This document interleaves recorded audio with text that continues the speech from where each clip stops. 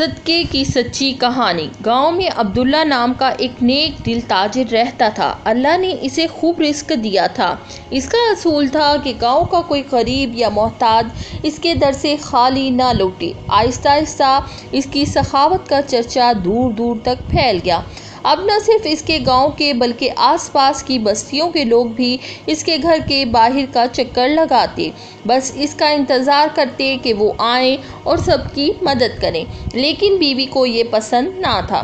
ایک دن وہ بولی، عبداللہ تم یوں ہی دھن لٹاتے رہے تو ایک دن ہم بھی انہی کی طرح بھوکے ننگے ہو جائیں گے۔ کم سے کم اپنے جیسے لوگوں تک ہی مدد محدود رکھو۔ عبداللہ نے مسکرا کر کہا، بی بی مجھے ڈر ہے کہ قیامت کے دن میرا رب نہ پوچھے کہ میں نے دوسروں کی مدد کیوں نہیں کی جب اس نے مجھے دیا تھا۔ بیوی نے سخت لہجے میں کہا، اس رفتار سے تو جلدی ہی ہم بھی محتاج ہو جائیں گے۔ عبداللہ خاموش ہو گیا مگر دل ہی دل میں دعا کی، یا اللہ مجھے نیکی کرنے کی توفیق دے اور تیرا دیا کبھی بند نہ ہو۔ وقت گزرتا گیا، عبداللہ پہلے سے زیادہ خرچ کرنے لگا، یہاں تک کہ ایک دن اس کی جیب خالی ہو گئی تو دکان بند کرنی پڑی اور گھر میں فاقے ہونے لگے۔ ایک دن اس نے سوچا شاید بیوی صحیح کہہ رہی تھی، اگر میں اتنا نہ خرچ کرتا تو آج یہ حال نہ ہوتا۔ لیکن فوراً خود کو ٹوکا، نیکی پر کبھی افسوس نہیں کرنا چاہیے۔ اگر آج میرے پاس 1 روپیہ بھی ہوتا تو میں وہ بھی کسی غریب کو دے دیتا۔ غربت آ گئی مگر عبداللہ نے ہمت نہ ہاری۔ اس نے بکریاں چرانے کا کام شروع کر دیا۔ بیوی دن رات طعنے دیتی، ہم بھی انہی کے جیسے ہو گئے جن پر تم ترس کھاتے تھے۔ عبداللہ مسکرا کر کہتا، بی بی ہمارے پاس صحت تو ہے، یہ پیسوں سے زیادہ قیمتی ہے۔ بیوی طنزیہ ہنس پڑی، مجھے پیسوں سے غرض ہے، جا کے کچھ کما کر لاؤ ورنہ میں یہ گھر چھوڑ دوں گی۔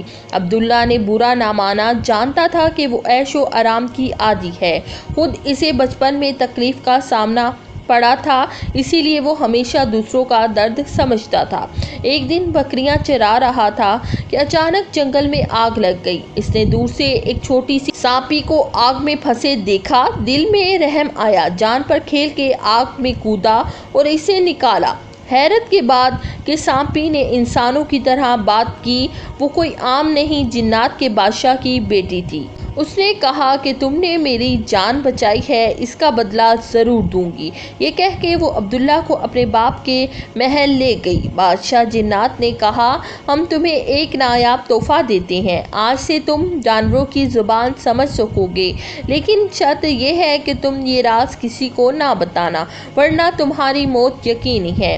جب عبداللہ نے رضامندی ظاہر کی تو بادشاہ جنات اس کے قریب آیا، اس کے دونوں کانوں میں ہلکی سی پھونک ماری اور بولا، اب تم جانوروں کی زبان سمجھ سکتے ہو اور تمہیں ایسی باتیں سننے کو ملیں گی جو کسی انسان کے وہم و گمان میں بھی نہیں، مگر یاد رکھنا کبھی ظاہر نہ کرنا کہ تم ان کی باتیں سمجھتے ہو ورنہ وہ تم سے ڈر جائیں گے اور نقصان بھی پہنچا سکتے ہیں، یہ راز اپنے دل میں رکھنا۔ یہ کہہ کے اچانک سب منظر سے غائب ہو گیا۔ عبداللہ نے پلک جھپکی تو وہ پھر سے اپنی بکریوں کے پاس کھڑا تھا، نہ محل تھا نہ جنات نہ بادشاہ۔ وہ سوچنے لگا شاید یہ سب کچھ خواب تھا، لیکن بڑا مزیدار خواب تھا۔ گھر واپس آتے ہوئے وہ ایک بڑی جھیل کے پاس سے گزرا، وہاں اس نے 2 خوبصورت مچھلیاں اچھلتے اور کھیلتے دیکھی۔ ایک نے دوسری سے کہا، اگر جھیل کے بیچ میں وہ صندوق نہ ہوتا وہ بڑی مچھلی ہمیں کب کی کھا چکی ہوتی۔ جواب دیا، ہاں یہ صندوق تو صدیوں پرانا لگتا ہے، پتہ نہیں کب سے یہاں پڑا ہے۔ یہ سن کر عبداللہ کو یقین ہو گیا کہ جنات کی شہزادی والی بات سچ تھی۔ اس کے دل میں تجسس جاگا، صندوق میں کیا ہے؟ وہ فوراً جھیل میں کودا اور نیچے پہنچا۔ وہاں واقعی ایک بھاری پرانا صندوق تھا جس پر زنگ لگا تھا۔ بڑی مشکل سے کھینچ کر کنارے تک لایا، پھر سوچا اب اس کو چابی کی ضرورت نہیں، ایک بڑا پتھر اٹھا کر زور سے مارا، تالا ٹوٹ گیا۔ جب صندوق کھلا تو آنکھیں پھٹی کی پھٹی رہ گئیں، اندر لال جواہرات اور ہیرے چمک رہے تھے۔ عبداللہ نے اتنا ہی نکالا جتنا ضرورت تھا، باقی صندوق کو قریب ہی کھود کر زمین میں چھپا دیا۔ بیوی سے کہا، بی بی آج مجھے ایک خزانہ ملا ہے، اس میں سے اتنا لایا ہوں جو ہمارے لیے کافی ہے۔ بیوی فوراً بولی، یہ خزانہ کہاں سے ملا؟ عبداللہ کو بادشاہ جنات کی ہدایت یاد آ گئی، اسی لیے خاموش ہو گیا۔ بیوی نے کندھے اچکاتے ہوئے کہا، چھوڑو یہ بات، بس امید ہے کہ اس بار عقل سے کام لوگے اور مال سنبھال کے رکھو گے۔ عبداللہ نے نرمی سے جواب دیا، میں نے ہمیشہ غریبوں کا حق دیا، اللہ نے مجھے اس کا کئی گنا لوٹا دیا۔ کیا تمہیں نہیں لگتا کہ آسمان پر ایک عادل رب ہے؟ بیوی نے کہا، یقیناً ہے، مگر مجھے لگتا ہے یہ صرف تمہاری قسمت تھی۔ اس بار میں گھر کے باہر کسی فقیر کو کھڑا نہیں دیکھنا چاہتی۔ قسمت بار بار نہیں آتی، میں تمہارے خرچ کا حساب رکھوں گی۔ عبداللہ کو وہ بیوی کی ناشکری پر دکھ ہوا، دل ہی دل میں کہا، اللہ میرے صبر اور ایمان کا امتحان لے رہا ہے، اسی لیے اس نے فیصلہ کیا کہ اب غریبوں کو اپنے گھر بلانے کے بجائے ان کے لیے ایک پناہ گاہ بنائے گا جہاں وہ کھانا کھا سکیں اور ضرورت کا سامان لے سکیں۔ اگلی صبح بیوی کو کچھ بتائے بغیر وہ پھر جھیل پر گیا، سارا خزانہ نکالا، گاؤں میں ایک بڑی سی زمین خریدی، اس پر غریبوں کے لیے پکا سرائے اور باورچی خانہ بنایا۔ اس نے نیک اور دیانتدار لوگوں کو وہاں کا ذمہ مقرر کیا۔ اب نہ صرف لوگ اپنا پیٹ بھرتے بلکہ بہت سے لوگ وہاں کام بھی کرنے لگے۔ سرائے کے پاس کھیت آباد ہوئے، مزدور روزگار پانے لگے، کئی خاندان خوشحال ہو گئے۔ ایک دن عبداللہ اپنی بیوی کے ساتھ بیوی کے مائکے جا رہا تھا۔ وہ دونوں ایک چھکڑا گاڑی میں بیٹھے تھے جسے دو خچر کھینچ رہے تھے۔ راستے میں عبداللہ نے سنا کہ ایک خچر دوسرے سے کہہ رہا تھا، ذرا آہستہ چل، اتنی تیزی نہ کر۔ دوسرے خچر نے پوچھا، کیوں بھائی، جلدی چلیں گے تو جلدی گھر پہنچیں گے، آرام بھی ملے گا اور مالک نے تازہ گیلا چارہ جو خریدا ہے وہ بھی کھا لیں گے۔ پہلا خچر بولا، بھائی بھوک نے تو تمہاری عقل مار دی ہے، کیا تمہیں معلوم نہیں کہ گاڑی میں بیوی کے پیٹ میں بچہ ہے؟ اگر ہم تیز چلیں گے تو جھٹکے سے گاڑی ہلے گی اور شاید بچہ ضائع ہو جائے۔ ہمارا مالک اس لائق ہے کہ ہم اس کے ساتھ زیادتی کریں، اس نے کبھی ہمارا حق نہیں مارا۔ عبداللہ یہ بات سن کر خوش ہو گیا کیونکہ اسے پہلی بار پتا چلا کہ وہ باپ بننے والا ہے۔ بیوی کے قریب جھکا اور دھیرے سے کہا، مبارک ہو بیوی، تمہارے پیٹ میں ہمارا بچہ ہے۔ بیوی حیران رہ گئی، تمہیں کیسے پتا چلا؟ کسی کو بھی نہیں بتایا، مجھے بھی کچھ دن پہلے ہی علم ہوا۔ عبداللہ نے ہنستے ہوئے کہا، بس محسوس ہو گیا۔ بیوی نے دل ہی دل میں سوچا، یہ آدمی مجھ سے کوئی راز چھپا رہا ہے۔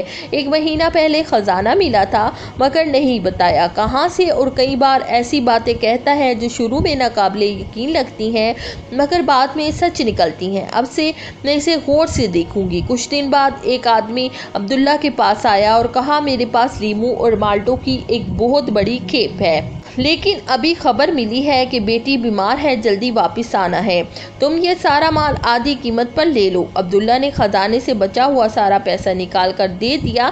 یہ سب بیوی کھڑکی سے دیکھ رہی تھی۔ آدمی کے جانے کے بعد بیوی غصے سے بولی، تم پاگل ہو گئے ہو، اتنے لیموں اور مالٹے کون خریدے گا، اور اگر یہ سڑ گئے تو ہم دوبارہ سے غریب ہو جائیں گے۔ عبداللہ نے کہا، رزق اللہ کے ہاتھ میں ہے۔ بعد میں وہ اکیلا بیٹھا، سوچنے لگا، شاید بیوی کی بات درست ہو، مگر میں نے اس آدمی کی مجبوری دیکھ کر ہی یہ سودا کیا۔ اسی دوران دو چڑیا کھڑکی پر آ کر بیٹھ گئی۔ ایک نے دوسری سے کہا، کل ہمیں یہ جگہ چھوڑنی ہوگی، موسم بہت سرد ہونے والا ہے۔ دل میں کہا، ابھی یہ لیموں اور مالٹے نہیں بیچوں گا، بس موسم دیکھتا ہوں کیا ہوتا ہے۔ بیوی ہنستی اور طعنے دیتی، چلو پاگل، بیچ دو یہ مال، شاید تھوڑا نقصان پورا ہو جائے۔ عبداللہ مسکرا کر کہتا ہے، بیوی بہتر ہے تم ٹھنڈ کی تیاری کرو۔ کچھ دن بعد واقعی سردی معمول سے پہلے اور سخت آ گئی، نزلہ، کھانسی اور بخار پھیل گیا۔ حکیموں اور ڈاکٹروں نے لوگوں کو لیموں اور مالٹے کھانے کا مشورہ دیا۔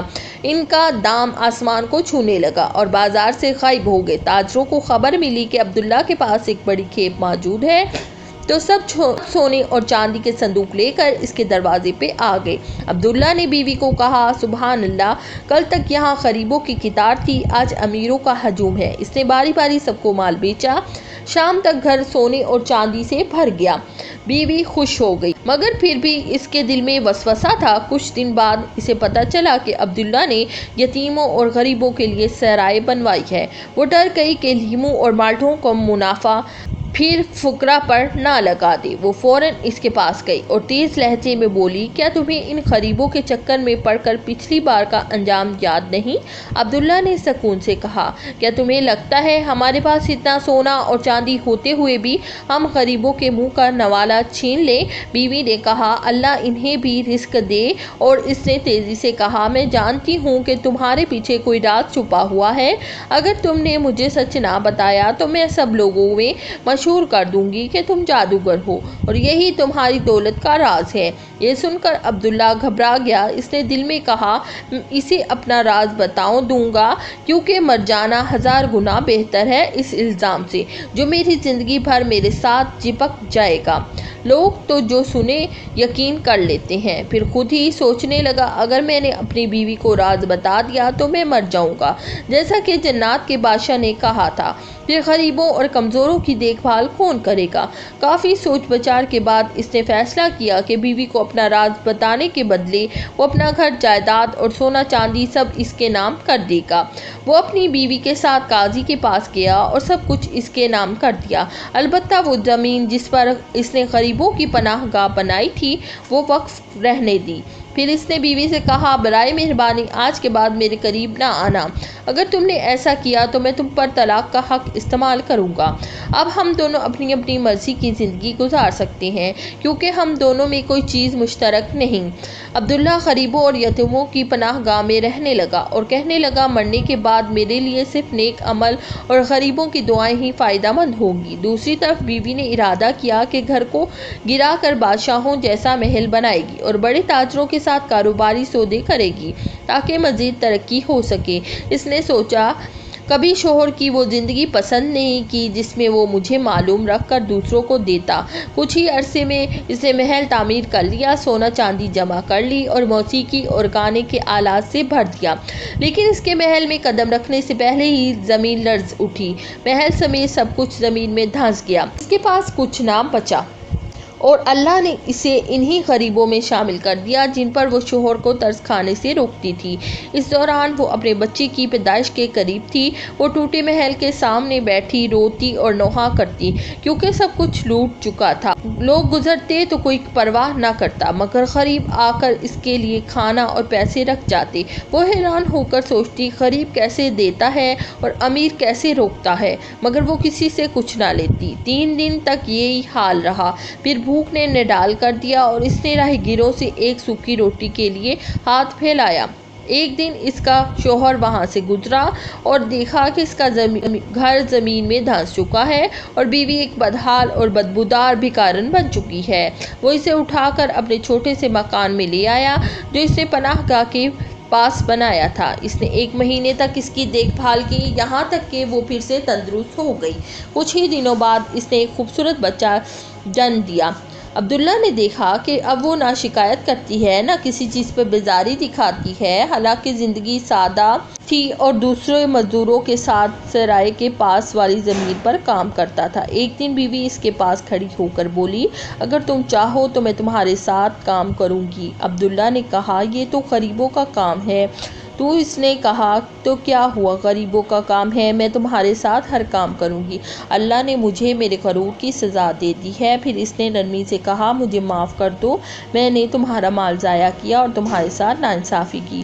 عبداللہ مسکرا کر بولا، تم میرے اصل مال ہو اور میرا بیٹا میری جان ہے۔ یہ چھوٹا سا گھر کافی ہے، ہم اس کے ساتھ والی زمین پر کام کریں گے اور سب سے خوشحال لوگ بنیں گے۔ صحت کی، دولت کی، اور وہی سب سے بڑی نعمت ہے۔ یہاں آج کی کہانی ہوتی ہے ختم۔ اللہ آپ کو اپنی امان میں رکھے۔